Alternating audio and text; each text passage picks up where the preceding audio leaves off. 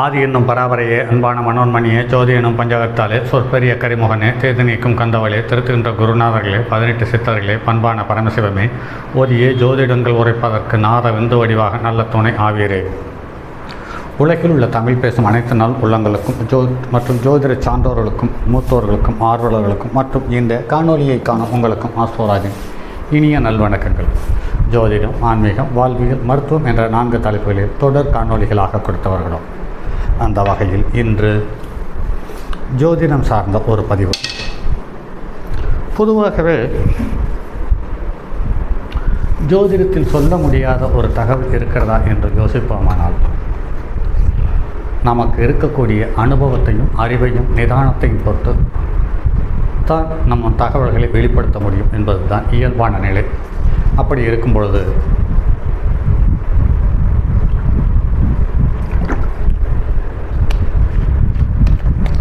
மனிதனுடைய குணாதிசயங்கள் மற்றும் செயல்பாடுகள் இது போன்ற ஆதிகந்தம் சம்பந்தப்பட்ட அனைத்தையும் ஒரு ஜாதகத்தின் மூலம் தெளிவாக வெளிப்படுத்திவிட முடியும் என்பதை இதுவரை எண்ணற்ற ஜோதிடர்கள் மூலம் எண்ணற்ற ஜாதகங்கள் வெளிப்படுத்தி இருக்கிறது. அந்த வகையில் ஒரு ஆண் எப்படிப்பட்டவன், எவ்வாறு செயல்படுவான், அவனுடைய குணாதிசயங்கள் என்ன, நல்லது கெட்டது பழக்க வழக்கங்கள் எவ்வாறு அமைகிறது என்பது சார்ந்த தகவலை வெளிப்படுத்துவதற்கு நவகிரகங்களினுடைய செயல்பாடுகள், நின்ற நிலை, நின்ற நட்சத்திரத்தினுடைய சாரம் சார்ந்த தகவலின் மூலம் தெளிவாக கண்டு உணர முடியும் என்பதை நிறைய ஜாதகத்தில் பார்த்திருக்கிறோம். அந்த வகையில் ஜோதிடம் இல்லை என்று மூட பழக்க வழக்கம் என்று சொல்கின்ற மனிதர்களை விட்டு ஒதுங்கி வந்து விடுவோம். ஜோதிடத்தை பார்த்து கொண்டே ஜோதிடத்தால் எதுவும் ஆகப்போவதில்லை, அதை பார்க்க வேண்டியதில்லை, அதுக்கு பரிகாரம் என்று சொல்லக்கூடிய மகா புத்திசாலிகளில் இருக்கத்தான் செய்கிறார்கள். ஆனால் அவர்கள் எல்லாம் அவர்களுடைய சுய வருமானத்துக்காக மட்டும் ஜோதிடத்தை பார்க்கிறார்கள். அப்படி செய்து விடுவோம், இப்படி செய்து விடுவோம் என்று நிறைய புலம்பல்கள் மூலமாக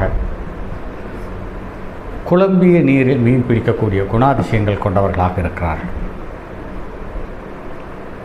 அப்படிப்பட்ட ஜோதிடர்கள் இன்று உலகம் முழுவதும் அறிமுகப்பட்டவர்களாகவும் தான் இருக்கிறார்கள். ஆனால் அதையும் தாண்டி நம் தேடுதலில் நமக்கு கிடைத்த தகவல்களை ஜோதிடத்தின் மூலம் வெளிப்படுத்துவதுதான் இந்த காணொளிகளின் மற்றும் பதிவுகளினுடைய நோக்கம் என்பதுதான் தகவல். இதில் ஒரு ஜாதகத்தை வைத்துக்கொண்டு ஒரு மனிதனுடைய பழக்க வழக்கம், ஒழுக்கம், உடல்நலம் மற்றும் குணாதிசயங்களை சார்ந்த அனைத்து விஷயங்களையும் தெளிவாக அடையாளப்படுத்திவிட முடியும். நேற்று கொடுத்த ஒரு காணொளியில் அந்த ஜாதகர் எப்படிப்பட்டவர், அவருடைய பழக்க வழக்கங்கள் என்பது சார்ந்த தகவலை பார்த்தோம். குறிப்பாக மது அருந்தக்கூடியவர், புகைப்பழக்கம் உள்ளவர், அது மட்டும் இல்லாமல் தவறான பெண்கள் உறவு, இந்த 3ஐயும் ஒருங்கே அமைந்த ஒரு ஜாதகத்தை நேற்று பார்த்தோம். அது 1948ஆம் ஆண்டு பிறந்த வயதில் மூத்த ஒருவருடைய ஜாதகம். அதற்கடுத்து இன்று பெண்களினுடைய உறவும் மற்றும் போதை பழக்கம் உள்ள ஒரு ஜாதகம். இந்த ஜாதகத்தை பாருங்கள் நண்பர்களே. இவர் பிறந்த நேரம் என்று பார்க்கும் பொழுது 3/2/1977ஆம் ஆண்டு காலை 8:04 ஜனனமானது. இவர் காலவருஷருக்கு 11ஆம் இடம் என்று சொல்லக்கூடிய லக்னம், கும்ப லக்னத்தில் ஜனனமாக இருக்கிறார். லக்னத்துக்கு 2வது இடத்தில் சுக்கிரன் உச்சம் பெற்றிருக்கிறது. 3வது இடத்தில் குரு கேது, 6வது இடத்தில் சனியும் சந்திரனும், 9ஆம் இடத்தில் ராகு, 11ஆம் இடத்தில் புதன், 12ஆம் இடத்தில் சூரியனும் செவ்வாயும். இந்த ஜாதகத்தில் கிரகங்கள் இருக்கின்ற நிலையை பார்ப்போம் என்று பார்க்கும் பொழுது இங்கு 2ஆம் இடத்தில் சுக்கிரன் உச்சம் பெற்றிருக்கிறார். 6ஆம் இடத்தில் சந்திரன் ஆட்சி பெற்றிருக்கிறார். அதற்கு அடுத்து தன்னுடைய வீட்டை தான் பார்க்கும் நிலையில் இருப்பது என்று பார்க்கும் பொழுது செவ்வாய் தன்னுடைய 4ஆம் பார்வையாக 4ஆம் வீட்டை பார்க்கிறார். குரு தன்னுடைய 9ஆம் பார்வையாக 9ஆம் வீட்டை, புதனுடைய வீட்டை, புதன் நின்ற வீட்டை, அதாவது தனுசை பார்க்கிறார். புதன் லக்னத்துக்கு 5ஆம் இடத்துக்காரன், 5ஆம் இடத்தையும் பார்க்கிறார். பாருங்கள் நண்பர்களே, இந்த ஜாதகத்தில் லக்னத்துக்கு 3ஆம் இடம் என்று சொல்லக்கூடிய 3வது இடத்தை செவ்வாயும் பார்க்கிறார், சனியும் தன்னுடைய 10ஆம் பார்வையாக பார்க்கிறார். ஆக ஒரு ஜாதகத்தில் சனி செவ்வாய் ஒருங்கே சேர்ந்து இருந்தாலும், ஒருவருக்கொருவர் பார்த்து கொண்டாலும், இருவரும் சேர்ந்து ஒரு ஸ்தானத்தை பார்த்தாலும் அந்த பாவம் வீணடிக்கப்படுகிறது அல்லது பலமான பாதிப்பையும் சங்கடத்தையும் தந்துவிடுகிறது என்பது நடைமுறையில் எண்ணற்ற ஜாதகத்தில் பார்க்கிறோம். அந்த ஜாதகத்தில் இந்த லக்கணத்துக்கு 3ஆம் இடத்துக்குரிய கிரகம் செவ்வாய் லக்கணத்துக்கு 12ஆம் இடத்தில் உச்சம் பெற்று தன்னுடைய பார்வை 4ஆம் பார்வையாக தன்னுடைய சொந்த வீட்டை பார்க்கிறது. ஆக இவருடைய பெண்கள் சம்பந்தப்பட்ட உறவு என்பது கிட்டத்தட்ட 25 ஆண்டுகளிலிருந்து இன்று வரை பெண்களினுடைய தொடர்பும் இருக்கிறது. அதே சமயத்தில் இங்கு லக்கணத்துக்கு 6வது இடத்தில் சனியும் சந்திரனும் நீர் ராசியில் இருக்கிறது. அதே சமயத்தில் சந்திரனும் செவ்வாயும் ஒருவருக்கொருவர் பார்க்கிறார். எல்லா ஜாதகத்திலேயும் தவறான போதை பழக்கம் உள்ளவர்கள் அல்லது மது அருந்தவர்களுடைய ஜாதகத்தில் சந்திரன் செவ்வாயினுடைய தொடர்பு வலுவாக இருக்கிறது, அல்லது சந்திரன் செவ்வாயினுடைய தொடர்பு கடக விருச்சிக மீனத்துக்கு தொடர்பு இருந்தாலும் இவர்கள் தவறான பழக்க வழக்கத்தில் இருக்கிறார்கள். இதில் லக்னாதிபதி 6ஆம் இடத்துக்கு போனதனால் இவருடைய சார்ந்து இருக்கிற உறவுகள் அனைத்தும் சில நேரத்தில் சங்கடங்களையும் பாதிப்பையும் சந்தித்து கொண்டிருக்கிறது என்பதுதான் மேலும் தகவல். இந்த ஜாதகத்தில் லக்கணத்துக்கு 5க்குரியவன் 5ஆம் இடத்தை பார்த்தால் இந்த 5ஆம் இடத்துக்காரனுடைய திசையும் வந்தது, அதில் காதலும் வந்தது, காதலின் மூலம் மனைவியும் வந்தது, மனைவியின் மூலம் 2 குழந்தைகளும் வந்தது என்பது விசேஷமான தகவல். என்று பார்த்தாலும் லக்கணத்துக்கு 10வது இடத்துக்குரிய கிரகம் லக்கணத்துக்கு 12ஆவில் இருக்கிறது, சரராசியில் இருக்கிறது. இவர் ஒரு ஊர் விட்டு ஊர் சென்று பரதேசம் சென்று தொழில் செய்யக்கூடிய தகுதி உள்ளவர். சரி, இதில் எந்த கிரகங்கள் எந்த நட்சத்திரத்தினுடைய சாரத்தில் அமர்ந்து அதனுடைய செயல்பாடுகள் எவ்வாறு அமைந்தது என்பதை பார்க்கும் முயற்சி செய்யும் பொழுது லக்கணம் ராகுவனுடைய சாரத்தில் இருக்கிறது. ராகு காற்று ராசியில் இருக்கிறது, லக்கணமும் காற்று ராசி. சதய நட்சத்திரத்தில் 2ஆம் பாதத்தில் இருக்கிறது. சூரியன் திருவோண நட்சத்திரம் 4ஆம் பாதத்தில் இருக்கிறது. சந்திரன் பூச நட்சத்திரம் 2ஆம் பாதத்தில் இருக்கிறது. செவ்வாய் உத்திராட நட்சத்திரம் 2ஆம் பாதத்தில் இருக்கிறது. புதன் பூராட நட்சத்திரம் 4ஆம் பாதத்தில் இருக்கிறது. குரு கிருத்திகை நட்சத்திரம் 1 பாதத்தில் இருக்கிறது. சுக்கிரன் உத்திரட்டாதி நட்சத்திரம் 2ஆம் பாதத்தில் இருக்கிறது. சனி ஆயில்ய நட்சத்திரம் 1 பாதத்தில் இருக்கிறது. ராகு சித்திரை நட்சத்திரத்தில் 4ஆம் பாதத்தில் இருக்கிறது.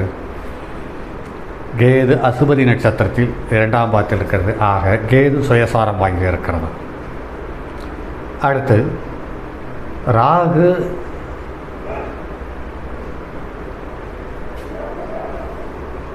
ராகுவுக்கு வீடு கொடுத்த சுக்கிரன் உச்சம், ராகுவுக்கு கால் கொடுத்த செவ்வாயும் உச்சம்.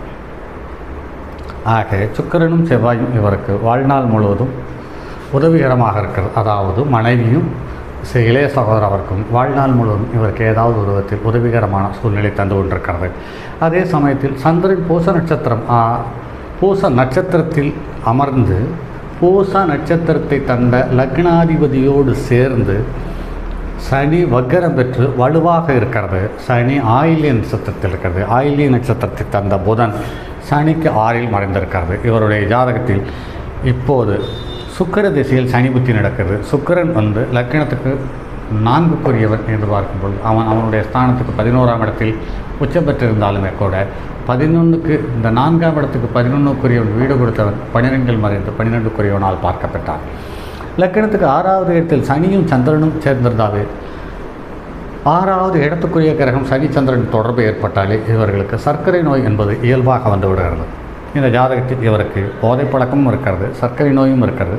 இது இல்லாமல் தவறான பெண்கள் சம்பந்தப்பட்ட உறவுகளும் இருக்கிறது என்பதுதான் இங்கு மேலும் தகவல்.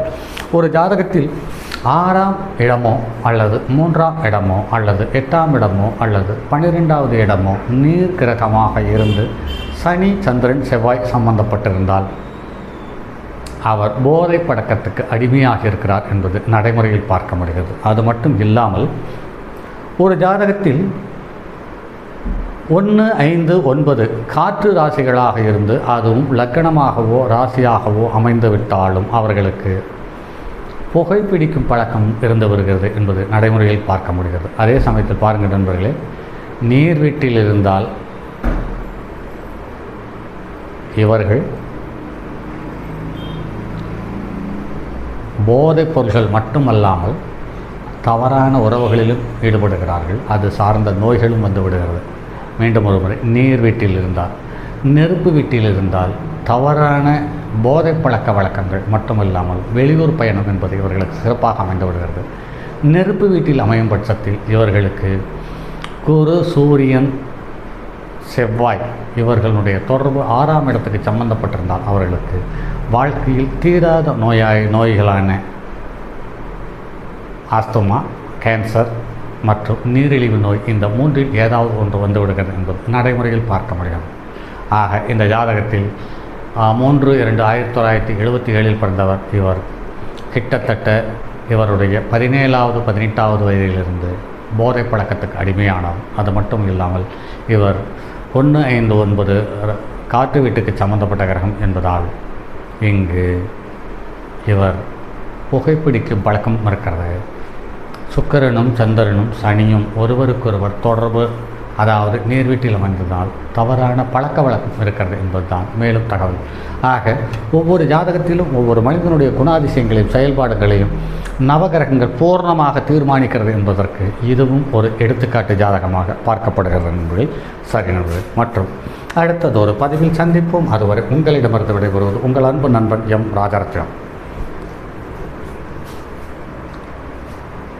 தங்கமான் மழுவோடேந்தி தன்மதி தலையில் கொண்டோன் மங்கையர் பதிக்கச் சொன்ன மாமொழி ஜோதிடத்தை இங்கு யாம் உரைப்பதற்கோர் இம என்னும் பிழை வராமல் காக்க செங்கன் மால் மருகன் யானைச்சிறன் பதம் காப்பதாமே.